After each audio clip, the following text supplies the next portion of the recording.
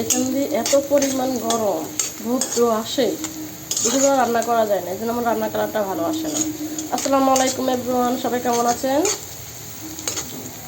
আজকে আমি রান্না করতেছি, এখানে অনেক রকমের মাছ আছে। এই যে বড় মাছ আছে একটা, বিশেষ বড় না,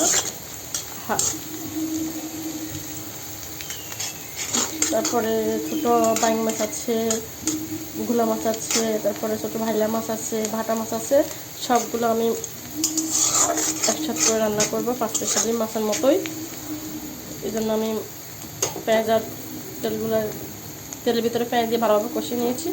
এখন আমি দেখেন আজকে এই যে সব রকমের মশলা, হলুদ মরিচ দিয়ে এটাকে একটু ইয়ে করে নিয়েছি, মেখে নিয়েছি। এখন এগুলো আমি দিয়ে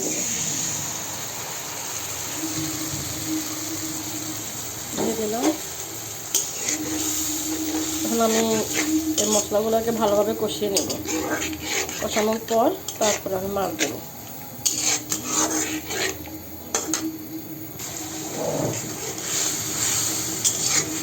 কালকে এক জায়গায় ঘুরতে গেছিলাম আমার হাজব্যান্ডের বন্ধুর বাসায়। অনেকদিন পর্যন্ত যাইতে বলতেছে, যাওয়া হচ্ছে না। ফাইনালি কালকে চলে গেলাম। এই জন্য কালকে ভালো কোনো রিলস ভিডিও দিতে পারি নাই।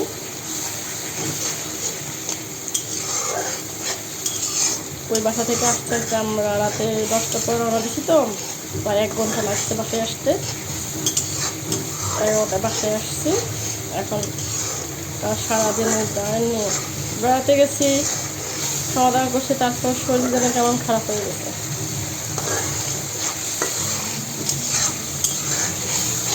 এবার আমার মশলাটা প্রায় কষানো হয়ে গেছে। আমি এখন মাছ দিয়ে দেবো।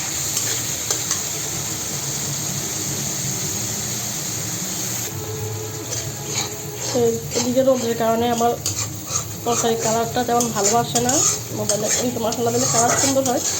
রোদের কারণে কালারটা কেমন লাগে দেখো, একটা পানসে যাতে বলে আর কি।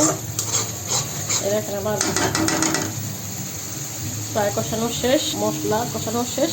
এখন আমি মাছগুলো দিয়ে দেবো। দেখুন মাছ একদম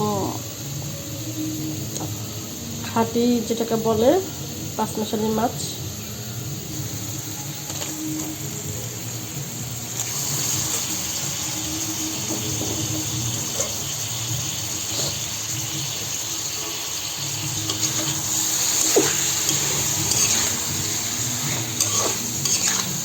ভালোভাবে নেড়ে চেড়ে দিয়ে ভালোভাবে কষিয়ে নেব।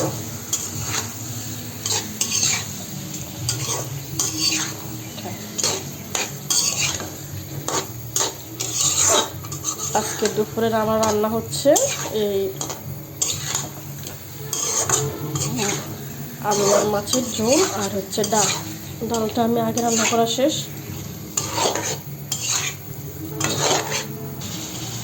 নেড়ে ছেড়ে ভালোভাবে কষিয়ে নিচ্ছি। কষানো ভালো না হলে তো রান্নার স্বাদও ভালো হবে না। তা না হলে হলুদ মরিচের গন্ধটা থেকে যাবে, কষানোটা ভালো না হলে। আর আপনার ভাইয়া যদি তরকারিতে হলুদ মরিচের গন্ধ থাকে, একদমই খেতে পারে না। আমার কষানো প্রায় শেষ। আমি এখন পানি দিয়ে দেবো, অল্প একটু পানি দেবো। পানি দিয়ে আমি নেড়ে ছেড়ে দেবো।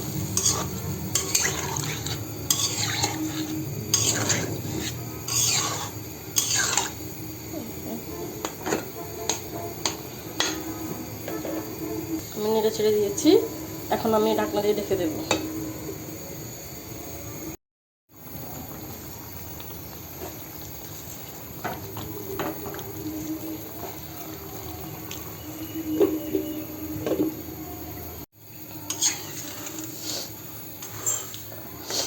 আর একটু পানি দিয়ে দিলাম কষানোর পর। এখন আরেকবার নেড়ে ছেড়ে নিচ্ছি।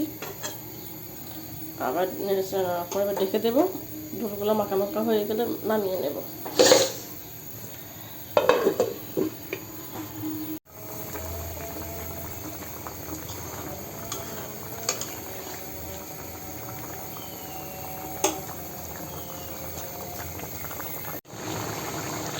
আমার তরকারিটা প্রায় হয়ে গেছে। এই হলো আমার তরকারির ফাইনাল লুক। দেখেন আজকের রান্না আমার।